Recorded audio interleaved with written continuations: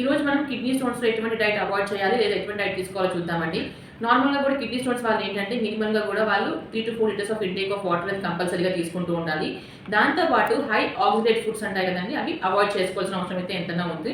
దానిలో చూసుకున్నట్లయితే మీకు మెయిన్‌గా పొటాటోస్ ఒకటి, లెగ్యూమ్స్ ఒకటి, దుంపకూరలు మెయిన్‌గా కూడా కంద లాంటివి కూడా మనం అవాయిడ్ చేసుకోవాల్సినంత అవసరం అయితే ఉంటుందండి. ఇంకా చూసుకున్నట్లయితే మీట్ అండి. మీట్ కూడా యానిమల్ ఆరిజిన్‌లో ఉన్న ఫుడ్స్ కూడా మీరు అవాయిడ్ చేసుకోవాల్సి వస్తుంది. దాంతో పాటు స్పినాచ్, పాలకూర ఇంకా కూడా లెగ్యూమ్స్ అండి. లెగ్యూమ్స్ అంటే బీన్స్ ఫ్యామిలీలో ఉన్న ఏదైనా కూడా మీరు అవాయిడ్ చేసుకోవాల్సింది, కంపల్సరీగా అవాయిడ్ చేసుకోవాల్సిందే. ఎందుకంటే దీంట్లో ఏంటంటే మళ్ళీ స్టోన్ ఫార్మేషన్ మనకి రిపీటెడ్‌గా అయ్యే ఛాన్సెస్ కూడా మనకి ఫుడ్ వల్ల ఉంటుంది కాబట్టి దీన్ని కంపల్సరీగా మనము అవాయిడ్ చేసుకోవాల్సి వస్తుంది. దీంతో పాటు కూడా ఎవరైతే ఎక్కువగా స్పైసీ ఫుడ్స్ కానీ, జంక్ ఫుడ్ కానీ తింటుంటారో అలాంటి ఫుడ్స్ కూడా మనం అవాయిడ్ చేసుకోవాల్సింది అయితే కంపల్సరీ చేసుకోవాలి.